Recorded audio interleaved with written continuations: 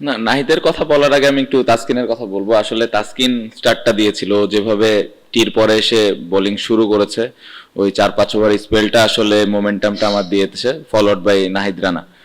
তো রানার আমরা জানি যে ও কত স্পেশাল এবং কত জোরে বল করে, এবং তার সাথে স্কিলটাও স্লোলি স্লোলি ডেভেলপ হচ্ছে, সো অনেক এনজয় করেছে।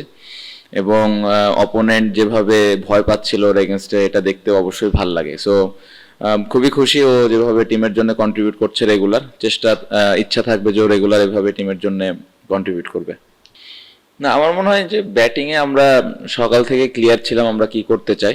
আমাদের অনেস্টলি ইচ্ছা ছিল আরো 15-20টা রান করার, বাট সামটাইমস আমার মনে হয় যে এরকম ব্রেভ ডিসিশন নেওয়াটাও জরুরি। টেস্ট টিমটা আমরা স্লোলি স্লোলি গ্রো করতেছে, ওপরের দিকে যাচ্ছে আমার মনে হয়। সো আমরা একটু সাহসী সিদ্ধান্ত নিয়েছি। আমার মনে হয় যে এটা সামনের দিকে আমাদেরকে হেল্প করবে এই সিদ্ধান্তটা। তারপরে আমি বলবো যে এই সিদ্ধান্তটা নেওয়ার পেছনে আসলে কারণটা হলো আমাদের যে বোলিং অ্যাটাকটা আছে, যে 5টা বোলার আমরা এই ম্যাচে খেলেছে, তো সবাই স্কিলফুল এবং সবাই ভালো বল করেছে। আমার মনে হয় এই ইনিংসে মিরাজ যেভাবে স্টার্ট দিয়েছে, তাসকিন যেভাবে প্রথম উইকেটটা নিল, ওইখান থেকে মোমেন্টামটা পাওয়া। তারপরে আমার মনে হয় যে তাইজুল ভাই মিডল ওভারে দারুণ বোলিং করেছে, ফার্স্ট ইনিংসে অতটা অপরচুনিটি পায়নি বোলিং করার। সো আমার মনে হয় 4-5টা বোলারই কন্ট্রিবিউট ছিল, স্পেশালি এই ইনিংসে তাসকিন এবং রানার ওই স্পেলটা আউটস্ট্যান্ডিং ছিল।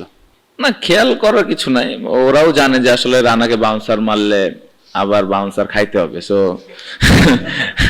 আমি হইলে রানাকে বাউন্সার মারতাম না, কারণ আমার ওই শখ নাই অত জোরে বাউন্সার খেলার। বাট হ্যাঁ, অবশ্যই ভালো লাগে। এখন আমরা ওই কি বলবো, বাংলা ভাষায় যদি বলি যে জবাবটা দিতে পারি, তো এটা একটা ভালো দিক।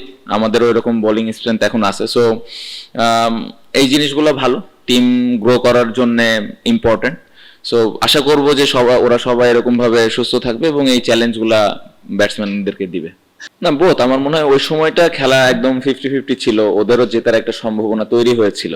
সো ওই সময় আমি একটু in and out field placement করেছিলাম, এবং একটা প্ল্যানই করেছি যে কিভাবে রান ছাড়া আমরা বল করতে পারি। কারণ একটা জিনিস ছিল যে এই উইকেটে অনেকক্ষণ ডিফেন্স করে থাকাটাও ডিফিকাল্ট। সো আর আমাদের যে স্কিল আছে, আমি মনে করেছিলাম যে কয়েকটা ভালো বোলিং পার্টনারশিপ যদি আমরা করতে পারি, তাহলে আমরা উইকেটের অপরচুনিটিজ আসবে এবং নতুন ব্যাটসম্যানের জন্য এখানে ব্যাটিং করাটা কঠিন হবে। সো ওটাই প্ল্যান ছিল, বাট ব্যাক অফ দ্য মাইন্ডে অবশ্যই ছিল যে এখান থেকে যেন ম্যাচটা ওরা বের করে না নিতে পারে। সো ফিল্ড প্লেসমেন্ট নিয়ে ওই জায়গাটাতে একটু আমরা কেয়ারফুল ছিলাম।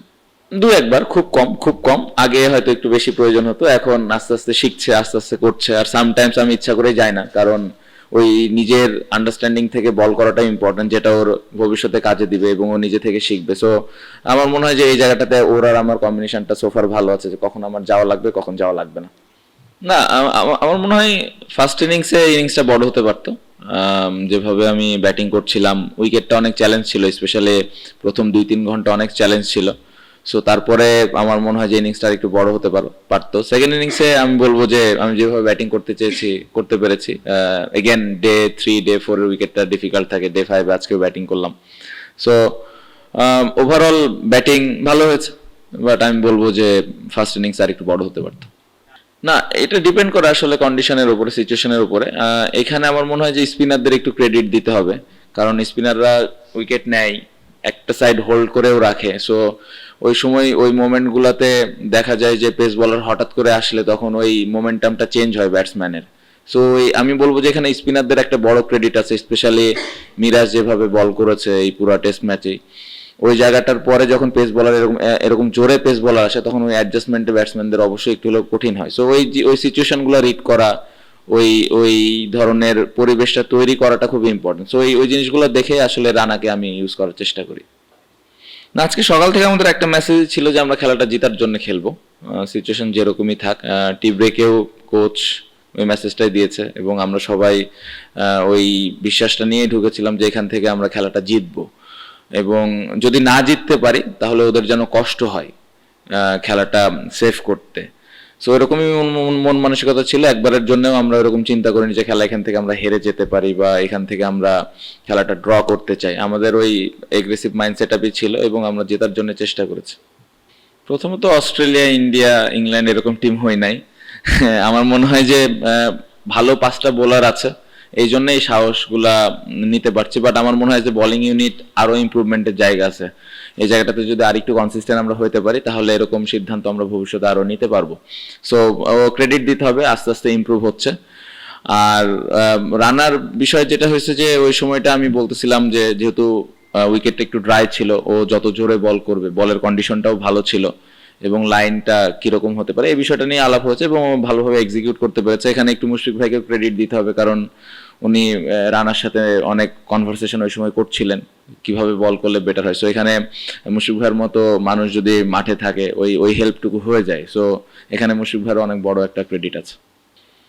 লাস্ট কয়েকদিন ধরে মিরপুরের উইকেট কিন্তু খুবই ভালো। ওয়ান ডে সিরিজ যেগুলো আমরা খেললাম ওইখানে ভালো পেস অ্যান্ড বাউন্স ছিল। সো অবশ্যই এ ধরনের এক্সপেকটেশন আমাদের ছিল যে টেস্টে এরকম উইকেট আমরা পাবো। খুবই ভালো লেগেছে যে ডে 5-এ এসে রানা এবং তাসকিন ভাই উইকেট নিয়েছে। নর্মালি ডে 5-এ এসে হয়তো স্পিনাররা একটু বেশি উইকেট নেয় মিরপুরে। ডে 5 আসলে খেলাই যায় না, বাট এটা একটা নতুন জিনিস। ভালো লেগেছে যে পেস বোলাররা ডে 5-এ এসে উইকেট নিয়েছে। না, এই টেস্ট ম্যাচে সব থেকে আমার মনে হয় যে আমরা যে ডিক্লেয়ারটা করেছি এটা অনেক বড় ডিসিশন ছিল, যেটা নর্মালি আমাদের টিম কখনো করে না এইভাবে। সো এই এই জিনিসটা আমাদের ভবিষ্যতে কাজে দিবে এবং এই জিনিসটা, এই সিদ্ধান্তটা হয়তো ভবিষ্যতে আমাদেরকে আরো কনফিডেন্স দিবে যে এখান থেকে এভাবে ম্যাচ জেতা সম্ভব। সো এটা আমি বলবো যে সব থেকে নতুন একটা জিনিস হয়েছে পুরো টেস্ট ম্যাচ। না, একটা জিনিস বুঝতে হবে, গতকালকেও আমি এই বিষয়টা শুনতেছিলাম যে আমরা স্লো ব্যাটিং হয়েছে বা মমিনুল ভাই স্লো খেলেছে বা যারাই ব্যাটিং করেছে একটু স্লো হয়েছে। একটা জিনিস বুঝতে হবে যে আসলে উইকেটটা কিরকম, কন্ডিশনটা কিরকম, অপোনেন্টের বোলিং অ্যাটাকটা কিরকম, ওরা কিরকম বল করছে, এই জিনিসটা একটু বোঝাটা ইম্পর্টেন্ট। এবং গতকালকে যখন খেলাটা ছিল তখন আমাদের রানও করতে হবে, আবার উইকেটও থাকতে হবে। আদারওয়াইজ আমরা যদি অল্প রানের মধ্যে আউট হয়ে যাই তাহলে ওই টিম আরামে হয়তো জিতে যেতে পারে। সো ওই সবগুলো সিচুয়েশন কিন্তু রিড করে ব্যাটিংটা করা হয়েছে। আমার মনে হয় যে এই টেস্ট ম্যাচে কেউ স্লো ব্যাটিং করেনি। কন্ডিশন এবং অপোনেন্টের স্ট্রেংথ অনুযায়ী আমাদের যেভাবে ব্যাটিং করার দরকার ছিল আমরা এক্স্যাক্টলি ওভাবেই ব্যাটিং করেছি। আজকে সকালে আমাদের প্ল্যান ছিল যে কিভাবে আমরা আরেকটু বেটার স্ট্রাইক রেটে রান করতে পারি। বাট আমি বলবো যে গতকালকের ব্যাটিং এর কারণে আজকে একটু আমরা তুলনামূলকভাবে একটু ফাস্ট খেলার চেষ্টা করতে পেরেছি। আমি বলবো না যে 100% পেরেছি, বাট এই এই আন্ডারস্ট্যান্ডিং গুলো আমাদের সবার থাকা উচিত যে আসলে কেন ব্যাটসম্যান গুলো একটু সময় নিয়ে ব্যাটিং করছে বা কেন আজকে একটু ভালো স্ট্রাইক রেটে ব্যাটিং করছে। না, আমাদের একটা লক্ষ্য ছিল যে 270 প্লাস এইখানে খুব ভালো একটা স্কোর হবে এবং যখন আমরা 268-এ শেষ 267-এ শেষ করেছি তখন আমাদের একটা বিশ্বাস ছিল যে এখান থেকে আমরা ম্যাচটা বের করতে পারবো। না, আমার মনে হয় যে বল রিভার্স রানা একটু সারপ্রাইজিং। আমি লিটন স্পেশালি পিছনে থেকে মানে আলাপ করতেছিলাম যে বলটা এইভাবে ভেতরে আসবে, রানার বল, এটা আমি আসলে আমরা দুজনেই এক্সপেক্ট করিনি। এটা একটা ভালো দিক, ভালো ভালো লাগার বিষয়। আমার মনে হয় যে এখানে বলটা খুব ভালো মেনটেন হয়েছে।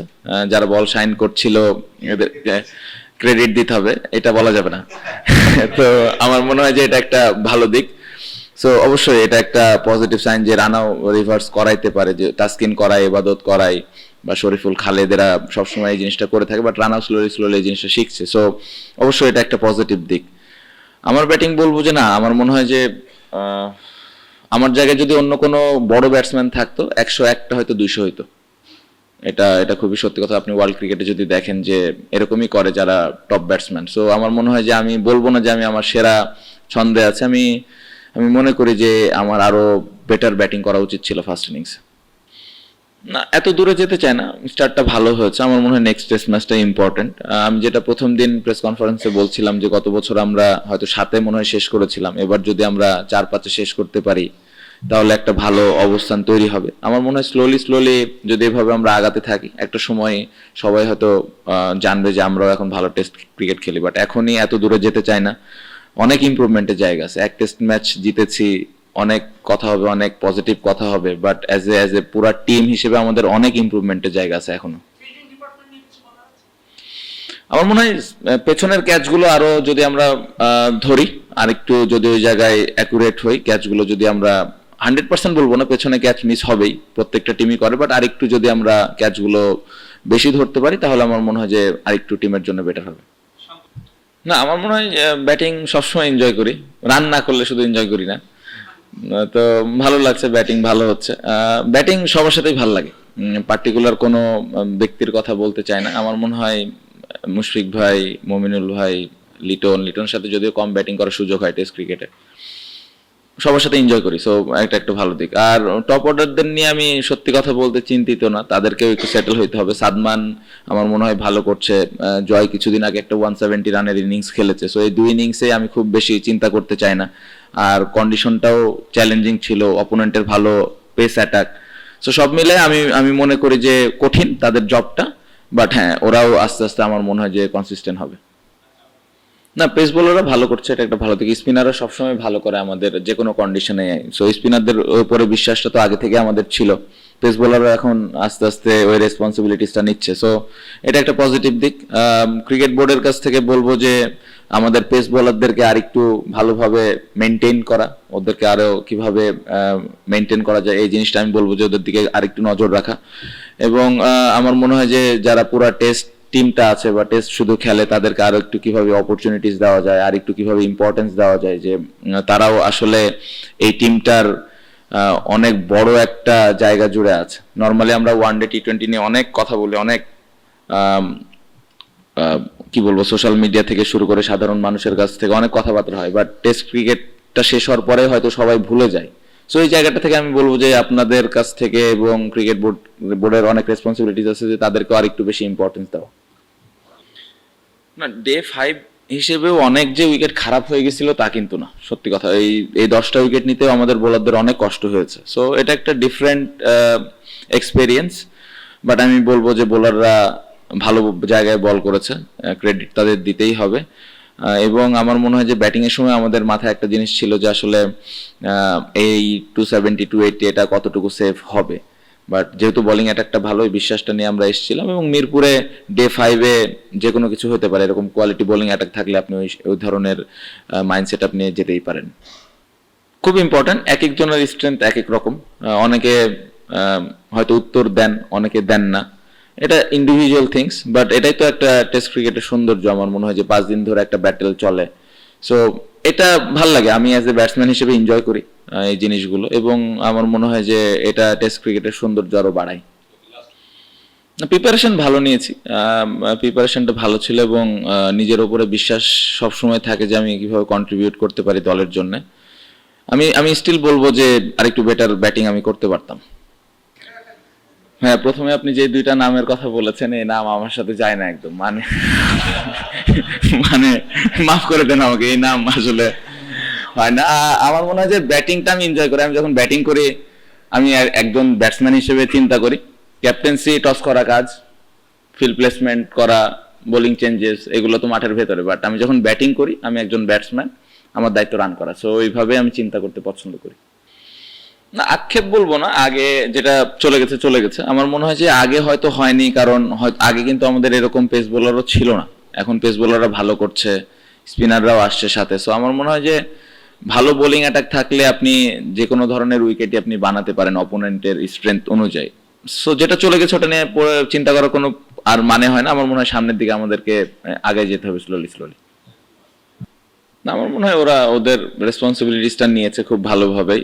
আমার মনে হয় এই টেস্ট ম্যাচের সব থেকে ইম্পর্টেন্ট ছিল যে ফার্স্ট ইনিংসে আমরা কিভাবে ওদেরকে অল আউট করতে পারি। সো ফার্স্ট ইনিংসে এই কন্ডিশনে মিরাজ যেভাবে 5 উইকেট নিল, এটা অবশ্যই ওকে ক্রেডিট দিতে হবে, কারণ ওই সময় ও মোমেন্টামটা আমাদেরকে এনে দিয়েছে। ফার্স্ট ইনিংসে আপনি যদি দেখেন পেস বোলার ওই রকম অত ভালো বল করে নাই। সো ওকে ক্রেডিট এখানে দিতেই হবে যে ও টিমের জন্য এরকম একটা পারফরমেন্স ওই ফার্স্ট ইনিংসে করেছে। এবং আমরা সবসময় একটা জিনিস ডিসকাস করি যে বোলিং পার্টনারশিপ। সো এই জায়গাটাতে আমার মনে হয় যে তাসকিন এবং মিরাজ ফার্স্ট ইনিংসে ওই সময়টা খুব ভালো করেছে। সেকেন্ড ইনিংসেও তাইজুল ভাই, তাসকিন, রানা, মিরাজ, এরা সবাই ওই বোলিং পার্টনারশিপটা নিয়ে চিন্তা করেছে।